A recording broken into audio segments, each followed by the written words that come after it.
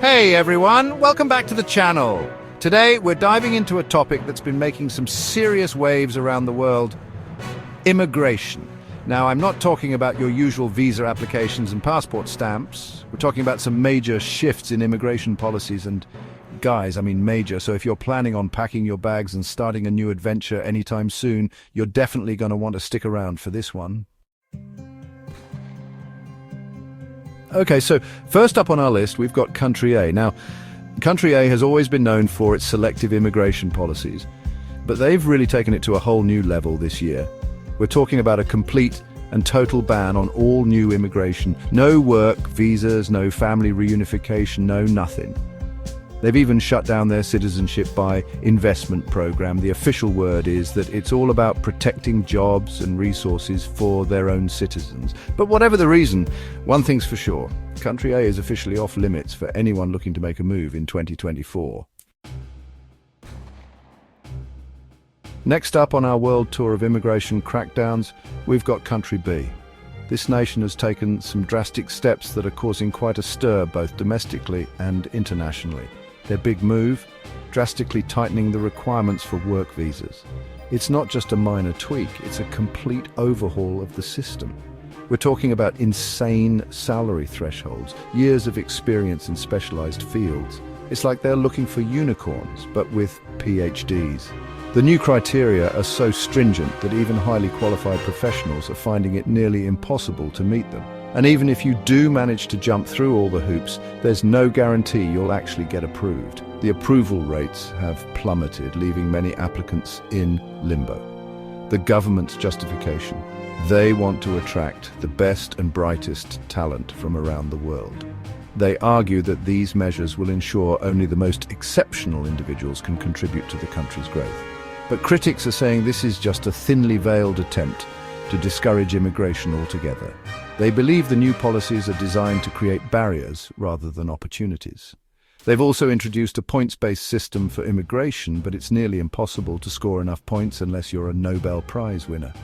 The criteria are so exclusive that only a handful of people can realistically qualify. So yeah, Country B might not have built a physical wall, but they've definitely erected some pretty formidable bureaucratic ones.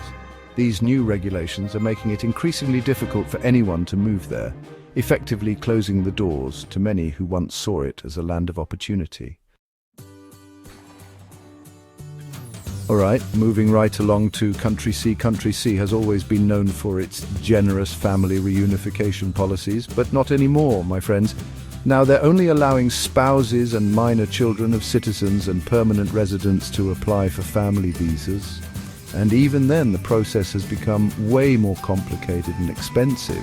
The reason: they're claiming it's to protect the country from sham marriages and fraudulent applications. But it feels like they're using a sledgehammer to crack a nut, so it's lockdown mode for families trying to reunite in Country C. All right, next up on our list is Country D, and this one's going to be a real downer for anyone dreaming of studying abroad. Country D used to be a popular destination for international students, but those days are officially over. Country D has decided to hit the brakes on issuing student visas. They've slashed the number of student visas they're giving out by a ridiculous amount. And they've made it way harder for students to get work permits after they graduate.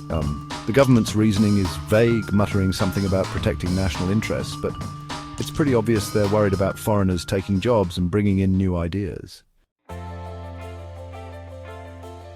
Okay, let's talk about Country E, and guys, this one's a little heavy. We're talking about asylum seekers, people fleeing for their lives. Country E has decided to make it clear they're not open for business when it comes to offering refuge. They've implemented harsh policies like detaining asylum seekers in offshore processing centers, and these places, let's just say they're not exactly known for their five-star accommodations. They've also made it incredibly difficult for asylum seekers to actually seek asylum. The government's justification is to deter dangerous journeys and crack down on people smugglers, but critics say this is just a way to avoid their international obligations to protect refugees. All right, folks, let's talk about Country F. Country F has decided to make it crystal clear that they are not interested in becoming everyone's retirement plan. by making it virtually impossible to retire there. We're talking about astronomical income requirements, mandatory health insurance policies, and enough red tape to make even the most patient person lose their cool. Their reasoning: they're worried about retirees straining the timing of their healthcare system and social services. But it seems like maybe there are other ways to address those concerns, right? So if you were dreaming of spending your golden years on a sunny beach, you might want to start looking at brochures for a different country. Okay, let's talk about Country G, and this one's for all you digital nomads out there. Country G used to have a pretty sweet visa program specifically for remote workers, but those days are officially over. Country G has decided to pull the plug on the whole thing. No more remote work visas. The official line is that they're worried about these digital nomads taking jobs away from their own citizens, but some people are saying there's more to it than that. Whatever the reason, if you're a digital nomad looking for your next adventure, you're going to have to cross Country G off your list.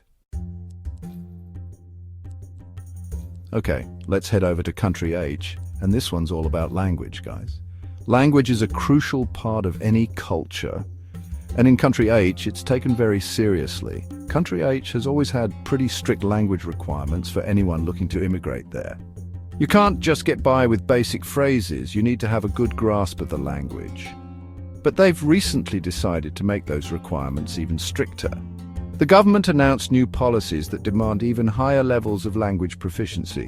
We're talking about near-native fluency, folks. This means you need to be almost indistinguishable from a native speaker. Forget about just being able to order a coffee and ask for directions. You need to be able to debate philosophy and understand local slang. It's not just about functional language, it's about cultural nuances too. The official reason for this crackdown is to promote integration and social cohesion. They believe that a common language will help people connect better, but some people are saying that these new requirements are just a way to make it harder for people to immigrate. Critics argue that it's a form of gatekeeping. It's like they're saying, if you don't speak our language perfectly, you're not welcome here. This has sparked a lot of debate and controversy within the country and among potential immigrants. All right, let's talk about Country 1, and this one's all about money, money, money. Country I used to have a golden visa program where wealthy foreigners could basically buy their way into citizenship. But not anymore, my friends. Country I has decided to pull the plug on the whole golden ticket scheme. The official reason is that they're concerned about money laundering and shady investments. But let's be real, it probably didn't hurt that shutting down the program was a pretty popular move with the general public. So if you're a millionaire looking for a new passport, you're going to have to set your sights on a different country. All right, last but not least, let's wrap things up with Country J. Country J has always been a bit picky about who they let in, especially when it comes to work visas. The country has a reputation for having one of the most stringent immigration policies in the world. This has been a point of contention for many years, as the government tries to balance economic needs with public sentiment. They've recently updated their list of in-demand skills, and it's about as long as my to-do list after a 3-day weekend. This new list is supposed to address the growing skills gap in the country, but it seems to be doing the opposite. Many industries are still struggling to find qualified workers, and the updated list hasn't made things any easier. We're talking about a seriously limited number of professions that qualify for a work visa. The criteria are so specific that it feels like they're looking for unicorns. This has left many businesses in a lurch, unable to fill critical positions. The government's justification: they're claiming it's all about ensuring that immigrants are contributing to the economy and filling critical labor shortages. They argue that by being selective, they can attract the best and brightest talent from around the world. But critics are saying that this is just a way to make it practically impossible for anyone to get a work visa. They believe the policy is too restrictive and doesn't take into account the real needs of the labor market. Some even argue that it's a way to keep wages low by limiting the supply of foreign workers. It's like they're saying, we want you to come work here, but only if you're a brain surgeon who can also code and speak 7 languages fluently. The reality is such highly specialized skills are rare, and the stringent requirements are leaving many potential workers out in the cold. This could have long-term implications for the country's economy and its ability to compete on a global scale. Wow, that was a lot, right? The global immigration landscape is changing, and it's changing fast. Countries around the world are closing their borders, tightening their restrictions, and making it harder than ever to start a new life abroad. Do your research, know the rules, and don't be afraid to reach out to experts if you need help navigating this increasingly complex world of immigration.